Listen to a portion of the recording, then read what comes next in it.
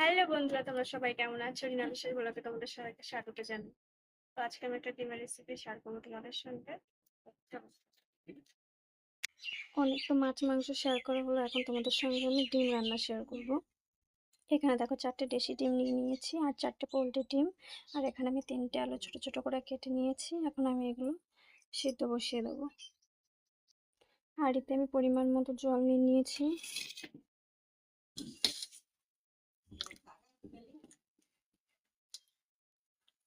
এখানে আমি আলুগুলো দিয়ে দেবো।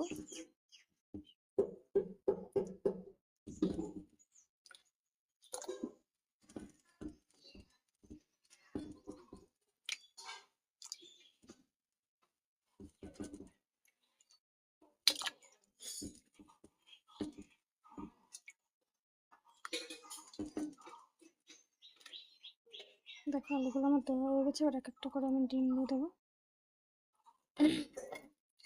ডিমগুলো ঠান্ডা জলে দিচ্ছি কেন, গরম জলে দিলে ফেটে যাবে, সেই জন্য ঠান্ডা জলে দিয়ে আগে সিদ্ধ করে নিচ্ছি।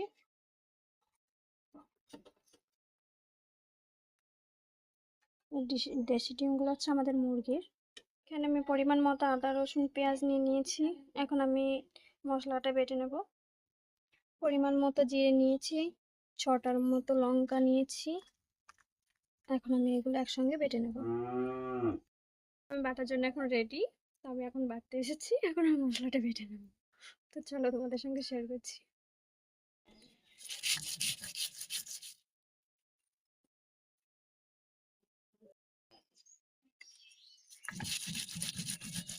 আমি তাড়াতাড়ি করে মশলাটা বেটে নেবো, অনেকটা টাইম হয়ে যাচ্ছে।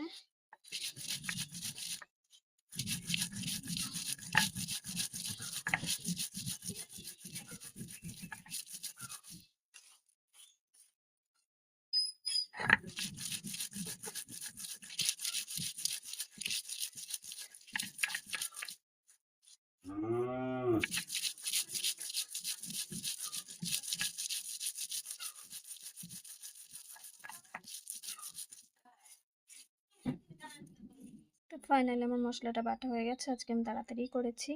আমি জিরে আর লঙ্কাকে একসঙ্গে বেটে দিয়েছি, আদা আর রসুনকে একসঙ্গে বেটে দিয়েছি, আর কোনো পেস্টটা বেটে নিয়েছি, গোটা দিয়ে তেজপাতা নিয়েছি, এটা দিয়ে আজকে রান্না করবো।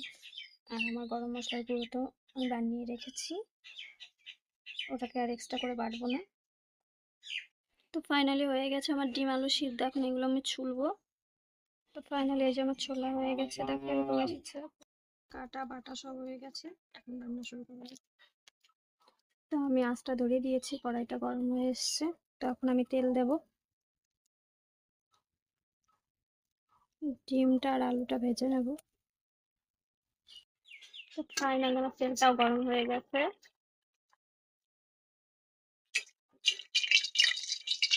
এখন আমি ডিম আলু একসঙ্গে দিয়ে দেবো, একসঙ্গে ভেজে নেব।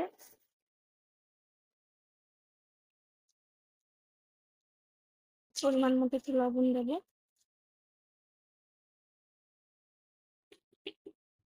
একটু হলুদ দেবো। এবার একটু নাড়া দিয়ে নেবো।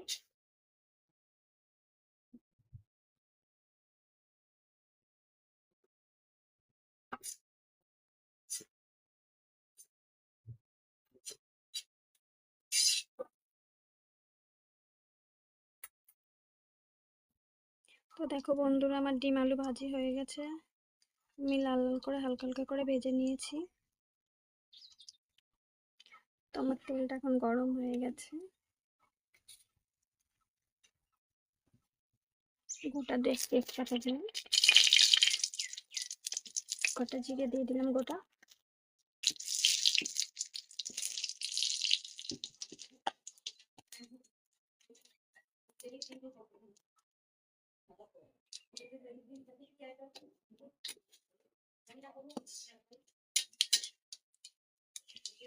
তো বেটে রাখা মশলাগুলো আমি এখন এক এক করে দিয়ে দেবো। জিরে লঙ্কা দিয়ে দিলাম, আদা রসুন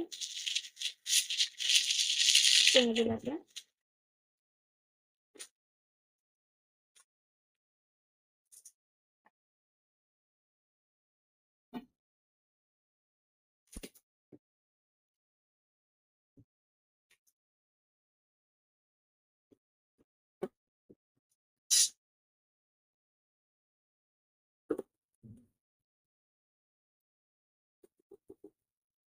মশলার মধ্যে হালকা করে একটু হলুদ দেবো,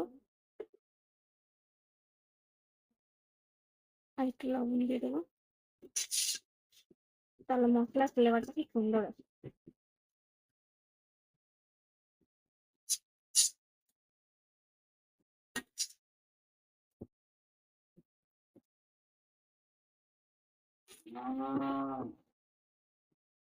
মশলাটা আমার ভাজি ভাজি হয়ে গেছে, এখন আমি এর মধ্যে আলু আর ডিম দিয়ে দেবো।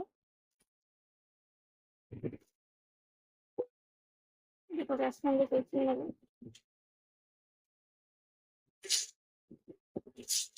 মশলাটা ভাজা ভাজা হয়ে গেছে, এখন আমি জল দিয়ে দেবো।